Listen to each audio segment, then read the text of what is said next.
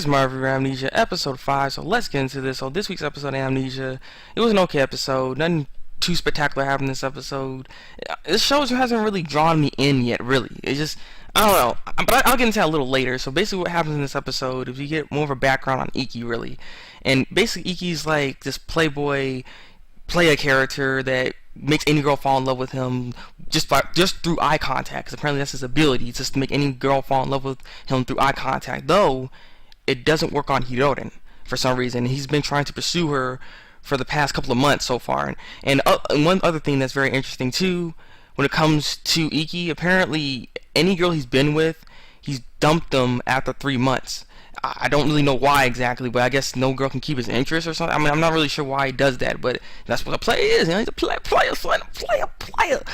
But yeah, but he's been trying to pursue Hirorin that hasn't really been falling under that effect. So he's like, he's really trying hard on this one. Also, he's friends with Kento.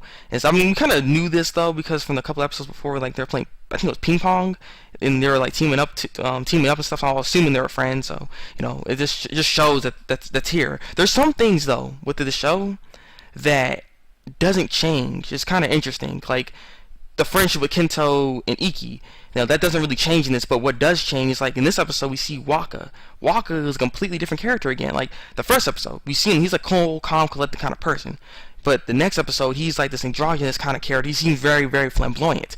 And then this episode, he's like angry, mean, mad person. I'm like, what's going on? Like he's that like having his period or something? But like what's going on with this guy? He's just bipolar. He just keeps switching his personality up. It's very interesting because every dimension I guess she goes into, his character seemingly changes a lot, and I don't really understand why that is. Because I mean, Iki's still the same character as opposed to him. You know what I mean? So it's kind of weird. And so the thing is, Iki does notice that Hirorin is acting kind of strange and stuff, and apparently yes, they are together in this episode as well. So you know, we're probably gonna see Hirorin get hurt again, and then probably the next episode actually, and then she's gonna end up being with maybe either Kento or Toma. I don't think it's gonna be with Waka. Gonna be kind of weird, you know. I don't see that, but she's probably gonna be one of those two. So it's just gonna keep going on like this. Also, we finally get an appearance for Orion in this episode as well. Orion comes in, but he tries to tell her something, try to explain what's going on, kind of, but he couldn't, because he did not explain it to her really. But she basically knows what's going on. He was just trying to tell her exactly what's going on, but you know, he didn't really work that way. So he ended up disappearing afterwards. And so basically, after all that's going on, like Kento was telling Hirorin that basically you're different. You're different from other girls, right? You're not gonna just get dumped by him after 3 months. But the thing is, Iki in this episode keeps counting down, like you got a month left. We still got a month left. We still got 3 weeks left. Like he's counting down for some reason, and I don't know. Does that mean he's gonna dump her or something, or what? You know, I'm kind of confused on that. I'm assuming yeah, that's what it is, because after 3 months he just dumps a girl. But I'm wondering what happens then. Are you gonna just leave her alone after that time, or what? Because I mean, you're still pursuing her. You're supposedly boyfriend girlfriend. I mean, I don't know. But basically, at the end of this episode, she tries to leave the house, Iki's house actually, because they end up going over there after a dumb thing that happens. Basically, Iki and Kento, they're talking like they're gonna fight each other, right?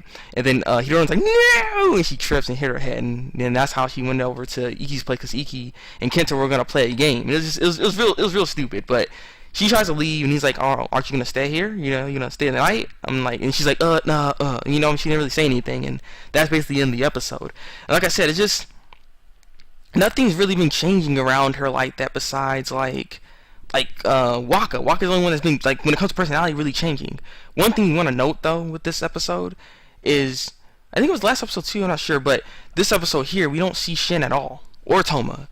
That's very interesting, because she did go to work this episode, so why weren't they there?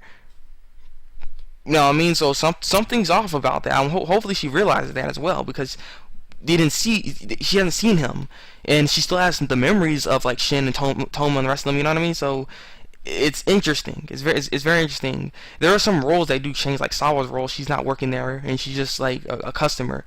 So I mean, there's certain things and aspects that do change within like different dimensions that she goes to, or whatever you want to call this. But like I said, I'm pretty sure in the next episode she's probably gonna get hurt by something. I'm not quite sure what she's gonna end up doing. Either she runs away from Iki and ends up getting hit by something, and then that's where she ends up going to this other dimension where she's with someone else, or just I don't know. Just the thing is, I was just saying, so that's why I'm like so into the show, because I'm interested, because I want to know what's gonna happen next, like what's going on exactly, but it hasn't really quite drawn me in with it, because I don't know, it's something about it just is not really. I don't know. Maybe I want to understand more, really, because we're just as clueless as Hirorin right now. That's the thing, I guess. And I guess I can't really complain too much about it, because that's what you're kind of like in the character in a sense. Though I would like Hirorin to talk a little bit more, because that's one thing that she doesn't do. She doesn't really talk much at all, really. She just hi, okay, I mean, she doesn't even conversate at all. Like, this is ridiculous. Like, if you want to get some answers or something, you would do similar to what Orion was telling her from before, and she seems lost without him. You know what I mean? So that's why she just, I don't know, she seems like a bland character. I think that's what it is. I think it's her character, because we follow her. She's so bland or something. I don't know what it is. I mean, it's not, like I said, it's not a bad show, and this episode wasn't bad at all. It's just, I don't know. I don't know what it is. But I mean, maybe. But are you guys enjoying the show? Actually, I want to know, like, how you guys been feeling about the show so far? Because we're 5 episodes in, and it hasn't quite gotten me, anyways. But how do you guys feel about it? I'm very curious. Actually, if you really like it, I'd love to know. Because I mean, I'm still just going by with the show. So, this has been my review for Amnesia. Leave a comment below and tell me what you think. Like this review, and subscribe to my channel if you want to see some more Amnesia reviews. Cause I'm gonna still follow it though, because I want to see if anything really big is gonna start happening. Cause I'm curious, especially with Orion. But yeah, so yeah, it's been the Thabreakmaster, and until then, break out.